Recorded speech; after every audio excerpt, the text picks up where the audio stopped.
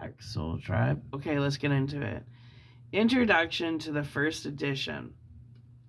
In presenting this volume on fasting, I'm well aware of existing prejudices against the procedure. It has long been the practice to feed the sick and to stuff the weak, on the theory that sick must eat to keep up their strength. It is very unpleasant to many to see long established customs broken and long cherished prejudices set at naught, even when a great good is to be achieved. Shall we not respect the accumulated wisdom of the 3,000 years?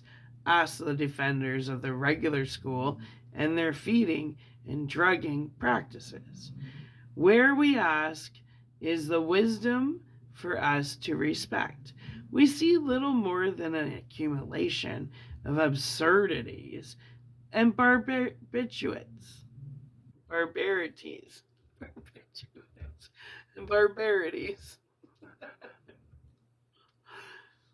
The accumulated wisdom of 3,000 years. Look at sick humanity around you. Look at the mortality reports. Look at generation after generation cut off in the very springtime of life. And then talk of wisdom and science. Well, in this volume, we offer you real wisdom and true science. Yeah, weird science.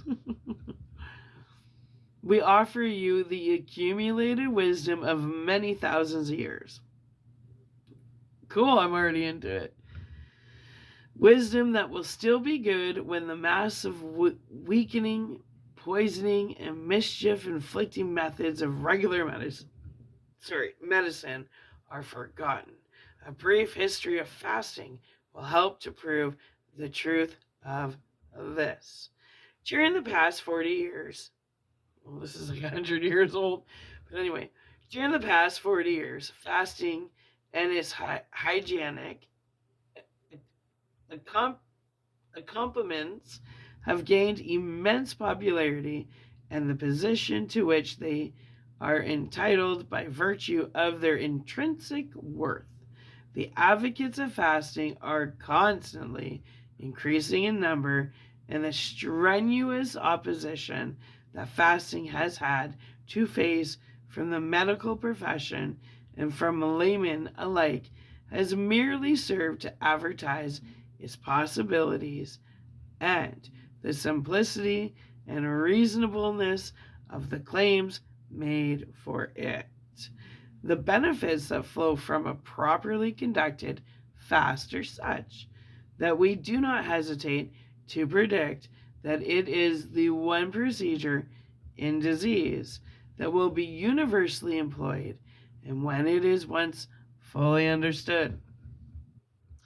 The literature of fasting is not well known to the average practitioner of whatever school. I like how he writes it. Few of them, he's like, no bullshit. That's what I liked. I loved it so far. I like the way he writes. Further of them have made a study of the subject. Likewise, they have had no experience with fasting and lack confidence in its application. A brief review of the history of fasting will serve, therefore, as a background to the subject and will give confidence to practitioner and patient. Well, as will be shown later, fasting for many purposes for which it has been employed has been in use since before the dawn of history. Indeed, it may be said that it is as old as life. As a procedure in the care of the sick, it fell almost wholly into disuse during the Dark Ages and was revived only a little over 100 years ago. Well, records of fasting are found among almost all people in both ancient and modern times. Our encyclopedias tell us that Although the objectives of fasting vary among what? Our encyclopedias tell us that although the objectives of fasting vary among individuals, the aims of fasting fall, for the most part, into two distinct categories. One, fasting for reasons of spiritual enlightenment, self discipline, and other religious motives. And two, fasting for the purpose of achieving political ends. Period. Unfortunately, the writers of articles on fasting in the encyclopedias have limited themselves too severely in their studies of fasting. Perhaps they have done this for the distinct purpose of suppressing many important truths about fasting. The writers of articles for encyclopedias are not addicted to the commendable habit of telling the truth, and they are usually from 10 to 100 years behind the march of knowledge. The authors of the articles on fasting in the various encyclopedias seem to confine their reading and bibliographies to religious fasting, although none of the present-day encyclopedias that I have consulted carries the old statement that if a man goes without food for 6 days, his heart will collapse and he will die. They carry statements almost as absurd. For example, the article on starvation in the latest edition of the Encyclopedia Americana carries the statement that the preliminary hunger is accompanied with severe pain in the stomach and epigastric region, generally thirst, becomes intense. The face assumes, meanwhile, an anxious, pale expression. The skin is said to become covered with a brown secretion. Sounds like the chick in the tub from The Shining.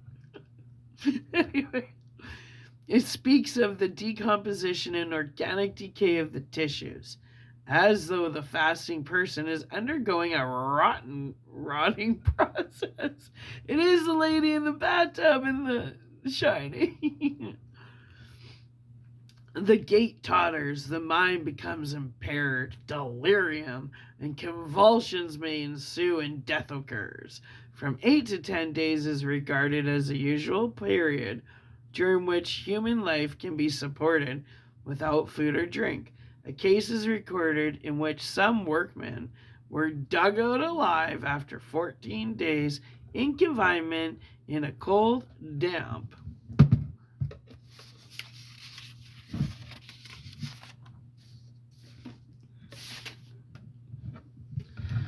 vault. And another is mentioned in which a miner was extricated alive after being shut up in a mine for 23 days. During the first 10 of days, he subsisted on a little dirty water. He died, however, 3 days after his release. There is in this description, and there is in much more to it, I have merely repeated the highlights of starvation. Well, no differentiation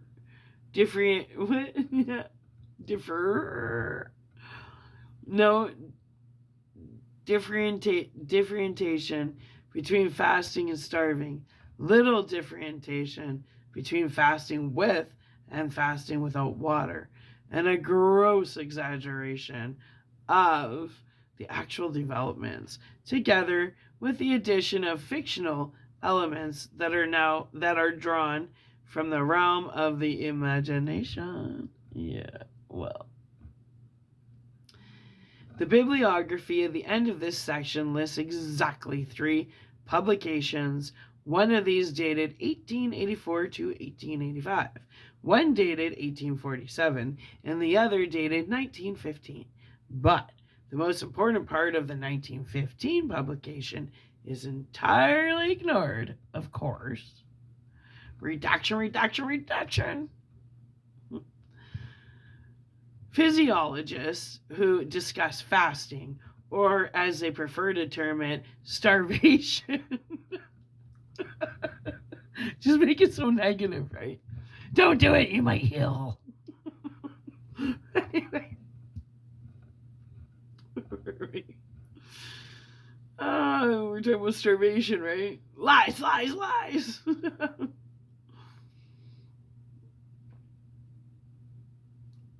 Oh, yeah. Okay. Physiologists who discuss fasting, or as they prefer to term it, starvation, are as prone as are the writers of articles for the Encyclopel. For example, in his textbook of physiology, a standard text relies largely upon Voigt, Voit. He gives a bibliography of original sources, Virchow's, Virchows', Archives, Volume 131, Supplement 1893. Lucianis, Lucianis, Das Hungern, DAS space HUNGERN, 1890. Weber's Ergenbenias, T. Physiology, ERGEBNISSE space DER space PHYSIOLOGIE, Volume 1, Part 1, 1902. And finally, Benedict's A Study of Prolonged Fasting, Carnegie Institute, number 203, 1915. Well, such deliberate suppression of all the accumulated information about fasting makes it extremely difficult for the students of the subject to learn the truth about fasting. Coupled with the suppression of information is a habitual failure of all standard authors to distinguish between fasting and starving.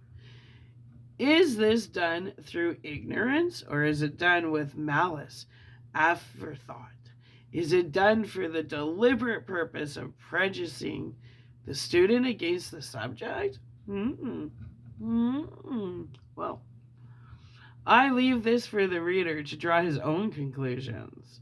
Fasting in its modern phase had its beginning with Dr. Jennings in the first quarter of the last century. Jennings may be said to have stumbled upon it by accident at a time when his waning faith in drugs caused him to look for other and more dependable means of caring for the sick. Well, I need some water. Well, I'm thirsty.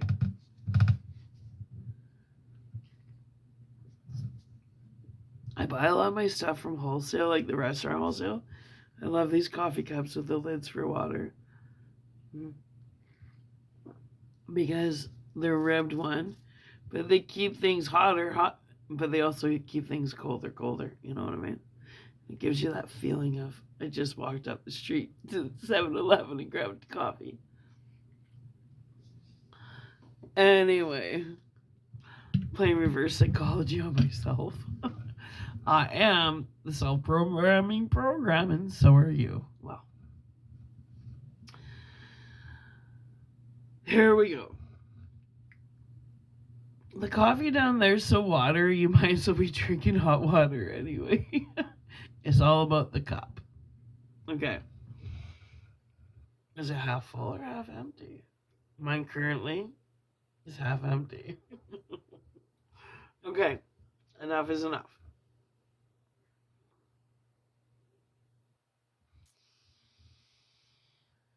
There we go. Fasting in its modern phase has its beginning with Dr. Jennings in the first quarter of the last century. Jennings may be said to have stumbled upon it by accident at a time when his waning faith in drugs caused him to look for other and more dependable means of caring for the sick. It is quite common to see Dr. Dewey, Dr. Dewey, refer. I don't know why that makes me laugh. I just keep seeing the 12-year-old Dr. Dewey Hauser.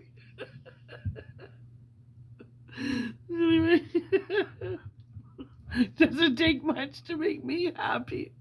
Just say Dewey. Even when people talk about the old libraries in the 80s and the Dewey Decimal System comes up, I just start laughing. I don't know what is up with Dewey. Anyway, it is quite common to see Dr. Dewey referred to as the father of the fasting cure. Dr. Hazard, on the other hand, declares that Dr. Tanner is justly entitled to first place among the pioneers of therapeutic fasting. I have no desire to detract one iota from the credit during these worthy men, but I must insist that first place belongs to Dr. Jennings. I insist, and wish to point out in this connection that Jennings possessed a fairly accurate idea of nature's bill of fare for the sick before Dr. Dewey discovered it in Yeo's Physiology. Yeos's Physiology. Well, Dr. Henry S. Tanner was born in England in 1831, died in California in 1919. His first fast was begun on July the 17th of 1877. Ooh. Wow, that's a lot of sevens for numerology. July is the 7th month, the 17th of 1877. Do your numerology, put that in geometry. You're going to get some codes. The coding time. Seriously, that's a good one, guys. July the 17th, 1877. It's just standing out at me. Well, anyways. Dr. Dr. Edward Hooker Dewey. What a name! Dr. Dick Hooker Dewey. Oh no, Richard, not Edward. Dick is Richard, not Edward. Oh my God. What kind of name is this?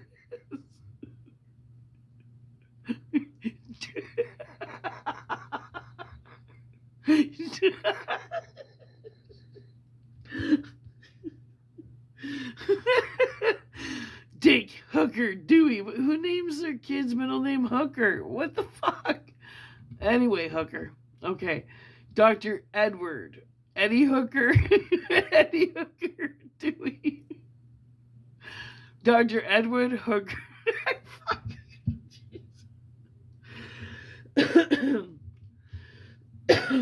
Take two. Anyway. Dr. Edward Hooker Dewey was born in Wayland, Pennsylvania in May 1839. Died March 28, 1904. In July of 1877, Dr. Dewey witnessed the first case that fasted to recovery, the stomach rejecting all food, and which set him to thinking about and finally employing fasting. Thus, the work of Dewey and Tanner began almost simultaneously. However, Dr. Jennings was employing the fast before either of these men were born and wrote about it while they were both boys. Dr. Trall, Sylvester Graham, Dr. Shue, and others of their co-workers were also advocating and using the fast, while Drs. Tanners and Dewey were schoolboys. Although one almost never sees these men's names in the literature of fasting, we find Dr. Jennings using fasting as early as 1822 and Graham advocating fasting in 1832. In his work in Cholera, Cholera, which is his published lectures on the subject, first delivered in New York City, pardon me, In 1832, he recommends fasting for cholera, cholera, and other febrile conditions. The Graham Journal advocated fasting in 1837, its first year. A writer in the Graham Journal for April the 18th, 1837, writing under the title The Graham System, was what it is it includes in his item by item description of the system the fact that abstinence should always be preferred to taking medicine. It is a benefit to lose a meal occasionally. Yeah, wow. Another writer who signed himself Equilibrist, Equilibrist, writing under the title Stuff a Cold and Starve a Fever in the Journal of September 19th of the same year, quotes Dr. Beaumont's experiments on digestion. In febrile diathesis, very little or no gastric juice is secreted. Hence, the importance of withholding food from the stomach in febrile complaints. It can afford no nourishment, but is actually a source of irritation to that organ, and consequently to the whole system, baby. That's right. Anyway, no solvent can be secreted under these circumstances, and food is insoluble in the stomach as lead would be under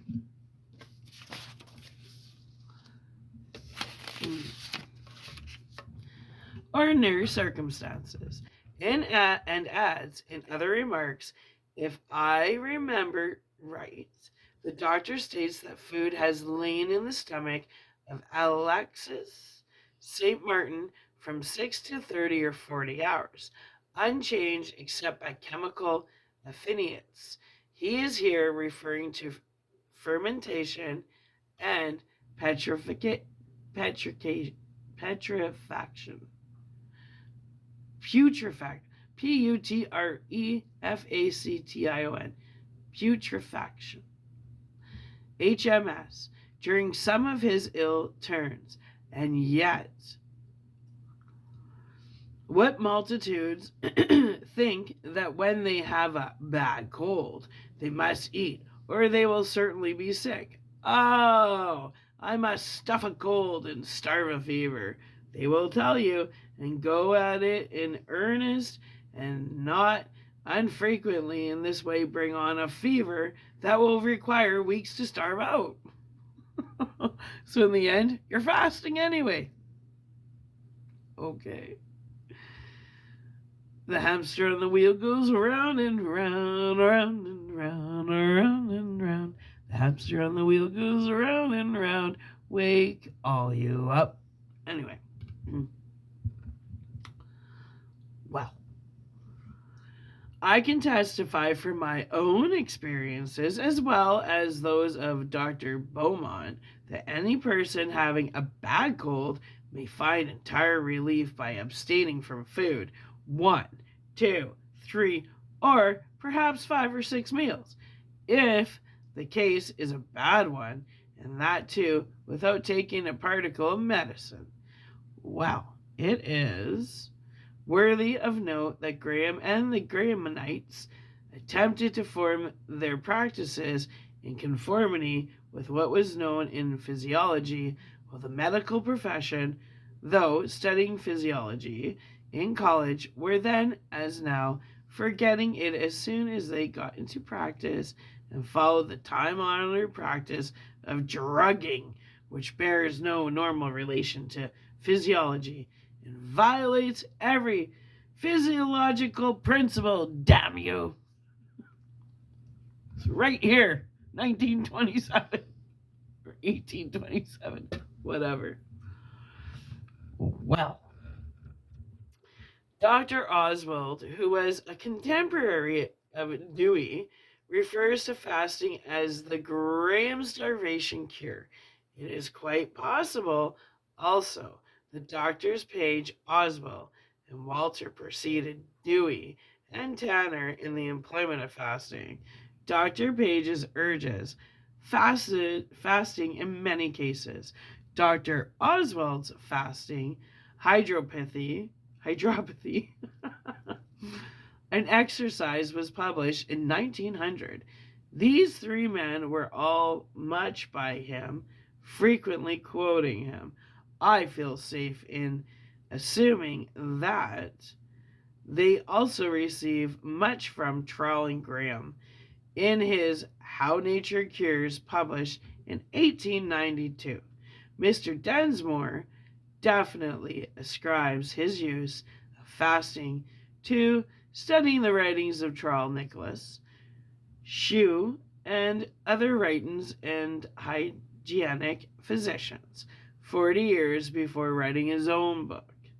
Well, laboratory confirmation of the benefits of fasting is not lacking, but it is not needed.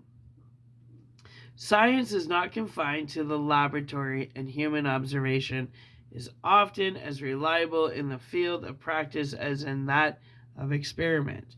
Much experimental work with fasting, both in men and animals, has been done by approval laboratory men. Little attention has been given by these men to the value of fasting in disease and conditions, but their work is of value to us in a general study of the subject before us. Dr. A. Guelpa, Guelpa, of Paris, employed short fasts in the treatment of diabetes and other chronic diseases and wrote a book on autointoxication and disintoxication, an account of a new fasting treatment in diabetes and other chronic diseases. Dr. Eric Stern published a book on fasting and undernutrition in the treatment of diabetes, the Allen treatment, while Dr. Lewis W. Hill with Renee S. Ackman wrote The Starvation Treatment of Diabetes, in which they gave an account of the use of fasting in diabetes in the Rockefeller Institute. In 1915, Frederick M. Allen, ABMD, of the Rockefeller Institute Hospital, discovered the starvation treatment of diabetes. Dr. Dewey successfully employed fasting in diabetes as far back as 1878. I didn't know diabetes. Wow. For some reason, I didn't know it was discovered that long ago. But anyway. Well, Dr. Hazard employed fasting in diabetes prior to 1906. In 1928, fasting and undernutrition by Sergius Morgulius, Sergius space Morgulis, professor of biochemistry in the University of Nebraska College of Medicine, was published. It is a most thorough study of fasting, starvation, and undernutrition as far as these subjects have been worked out in the laboratory. Although Professor Morgulius, Morgulis, has a wide acquaintance with the so-called scientific literature dealing with the subject of fasting or inanition, he voluntarily cuts himself off from all of the literature of so-called therapeutic fasting and applies such terms as enthusiasts, amateurs, and faddists to those whose years of experience with fasting enable them to apply it to the care of human beings in the various states of impaired health. In an extended bibliography, he mentions, from the many works on fasting by its exponents, only that I hear word Carrington, Mr. Carrington's book, is one of the best books on the subject which has yet appeared, but it is by no means complete or even up to date, having been published in 1908. Morgulius ignores the works of Jennings, Graham, Trowell, Densmore, Walter, Dewey, Tanner, Haskell, McFadden, Sinclair, Hazard, Tilden, Eels, Rabagliati, Rabagliati, Keith, and others who have had widest experience with fasting and who have written extensively upon the subject. Necessarily, this limits his field very largely to the field of animal experimentation and also limits his knowledge of the effects of fasting in various pathological states. In the book, there is no information on the proper conduct of the fast, the hygiene of the fast, crisis during the fast, danger signals during the fast, breaking the fast. These and other practical problems are not considered. Neither does he distinguish between fasting and starving. The omission of these things from a technical book is inexcusable. Need water. Ugh, itchy.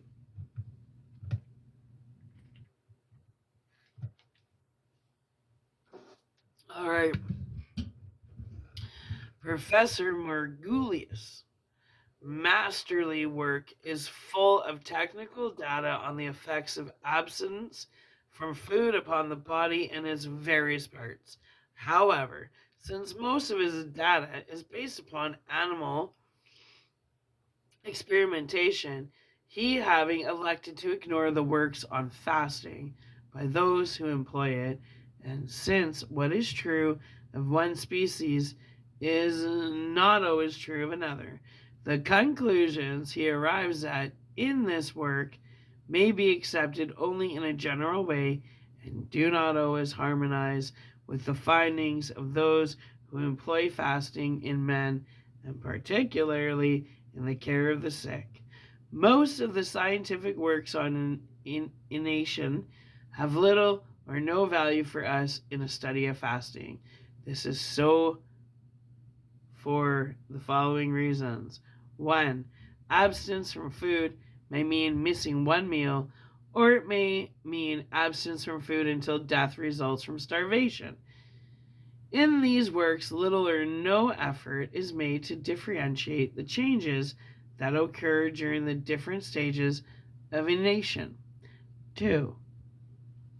Most of the studies in man have been in famine victims, and these are not cases of fasting, nor do these people suffer only from lack of food.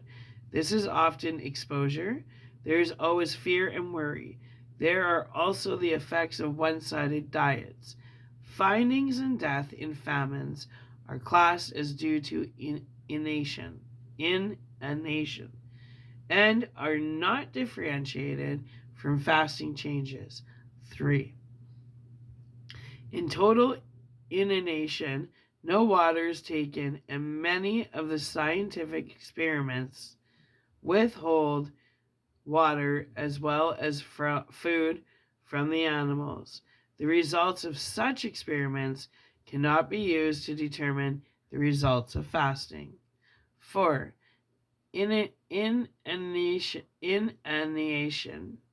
studies are all mixed up with pathologies of all kinds that occasion more or less inanition.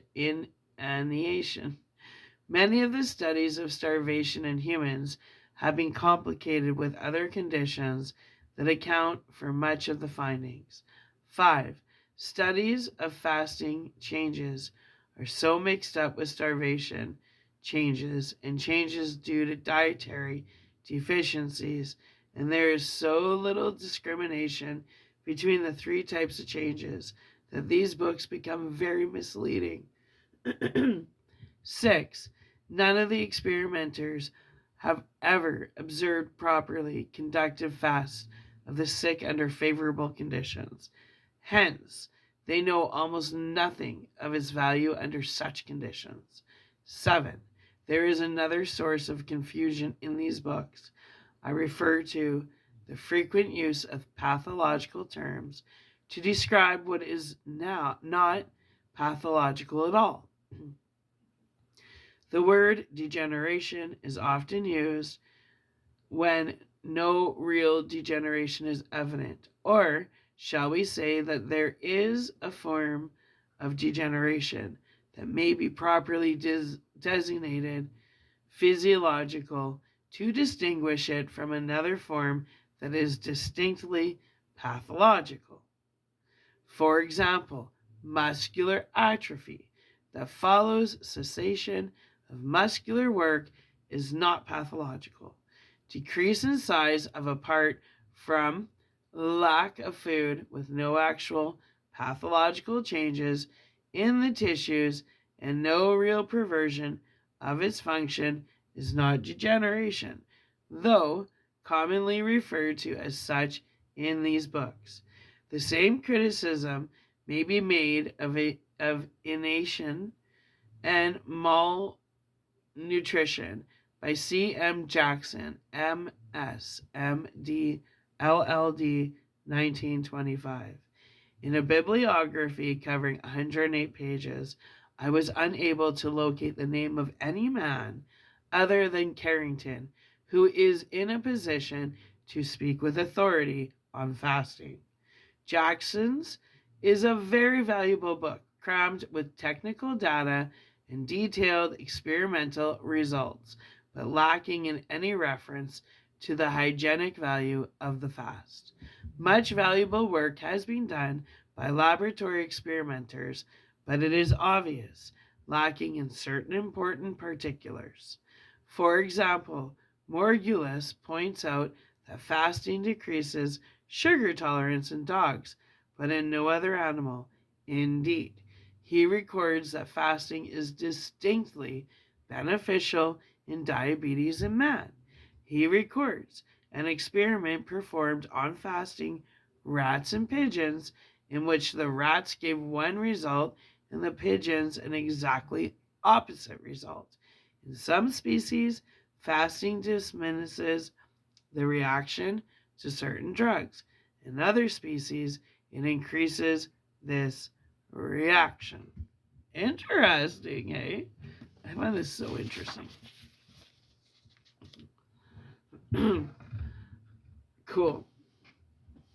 In certain animals, such as the frog, some of the senses are diminished, while in a man the senses are remarkably improved. So distinctive is this sign that we regard it as evidence that our patient is fasting. Sight, taste, hearing, smell, and touch are all acutened. Hearing and smell often become so acute that the faster is annoyed by noises and odors that are ordinarily unheard and unsmelled by him. Blindness, catarrhal, deafness, sensory paralysis, and loss of the senses of taste and smell have all been known to yield to the kindly influences of the fast. The cleansing of the system occasioned by fasting quickly revivifies the mental and sensory powers, while fasting frequently produces temporary sterility in men. It has no such effect in salmon and seals.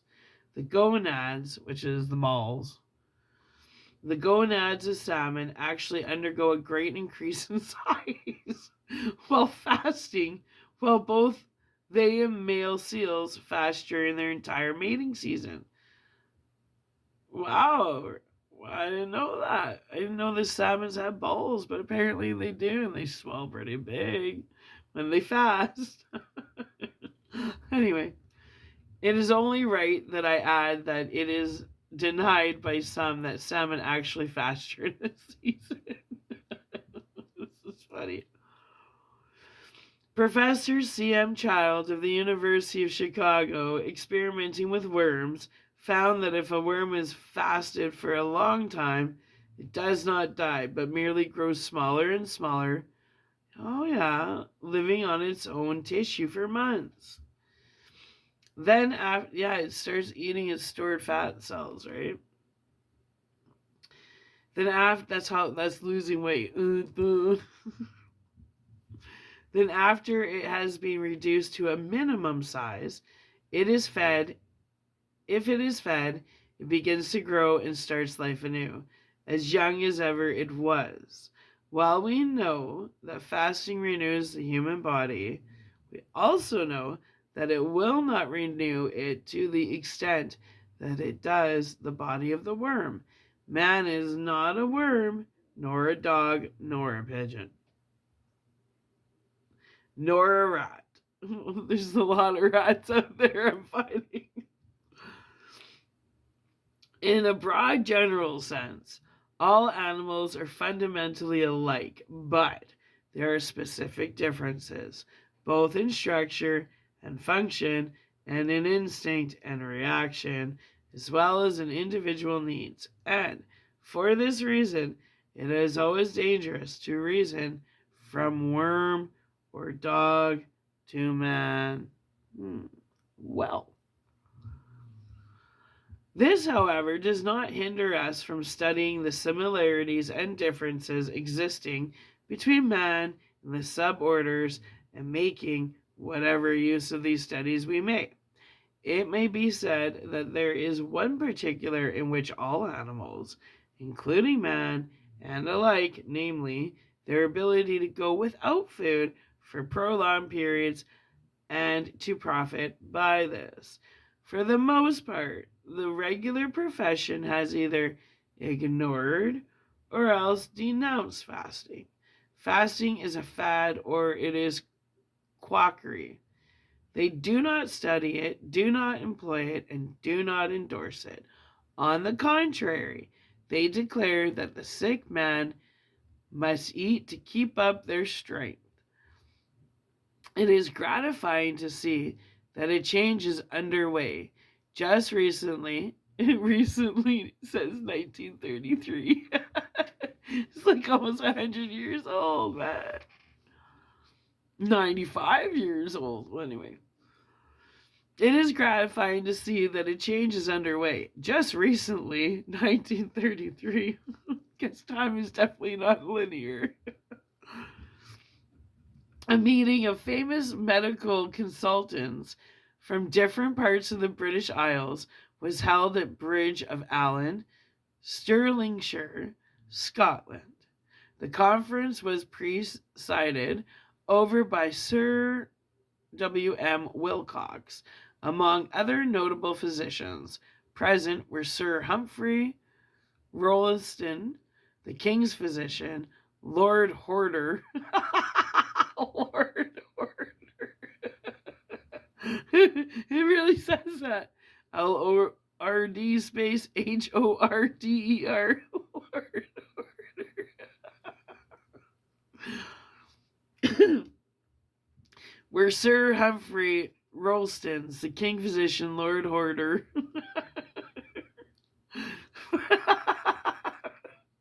Physician to the Prince of Wales, Sir James Purves Stewart, Sir Henry Lunn, and Sir Ashley Mackintosh.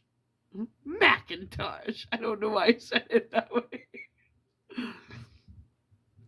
These men urged the value of fasting in disease. Sir William Wilson said the medical profession had been neglectful of the study of dietetics and fasting.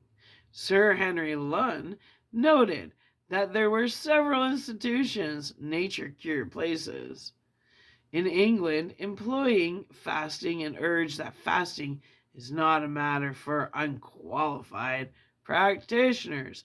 Only a short time prior to this, Sir Henry had said in the Daily Mail in London that the unqualified practitioners were the ones who were curing their patients, and added, I am convinced that the result will be that heterodoxy, heterodoxy,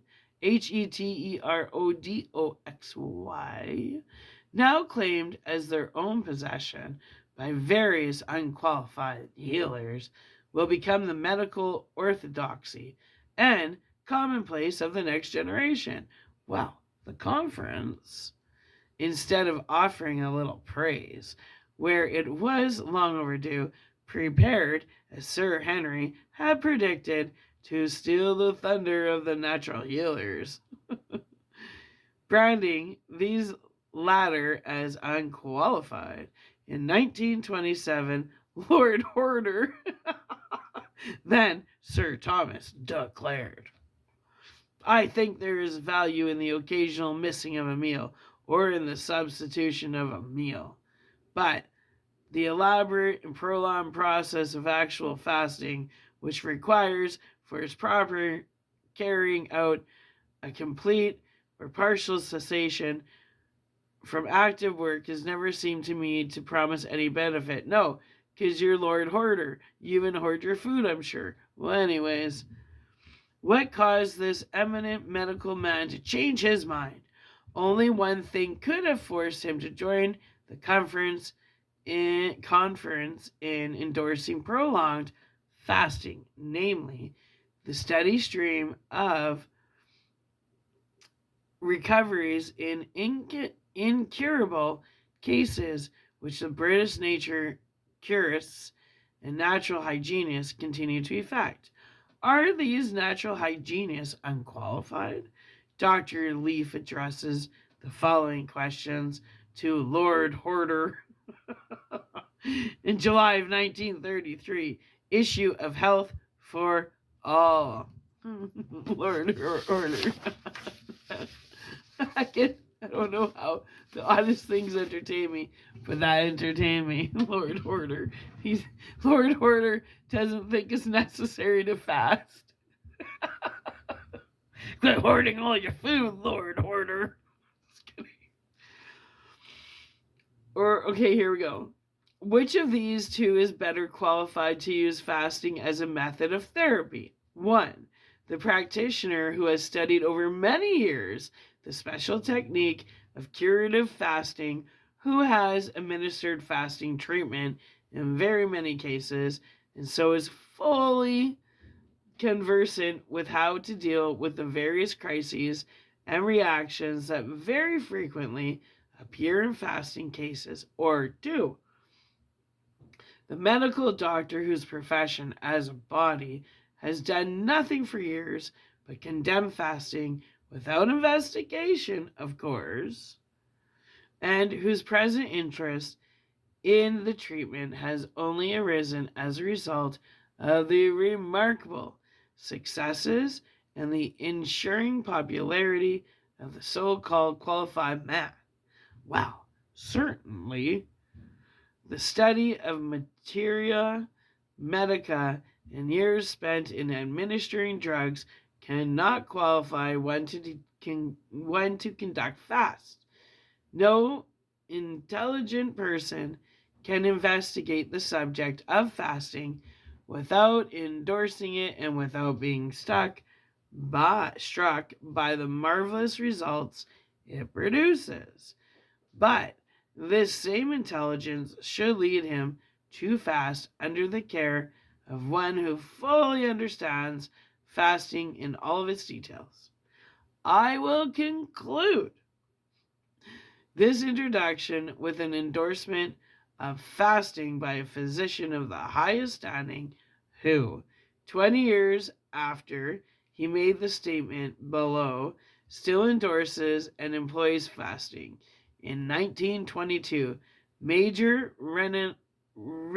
Reginald F.E. Austin, M.D., R.A.M.C., M.R.C.S., L.R.C.P., whatever all that means, British Army Medical Service, wrote, some 16 years' experience of the treatment of the sick and ailing with the aid of fasting has convinced me that many of the so-called complications and sequels of disease are largely the result of forcing nourishment into an organ that is telling one as plainly as it can, for heaven's sake, keep food away from me until my appetite returns. In the meantime, I will live on my own tissues.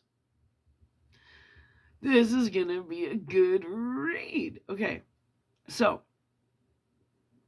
I'm going to go drink a whole bunch of water for lunch. I'm going to upload this video, and then we're going to come back with actual chapter 1. So, here we go. I'm becoming a YouTube science experiment of my own free will. And I'm excited to check it out. All right. I love you. Hope you're having a great day. Bye. Bye, Soul Tribe. Bye-bye.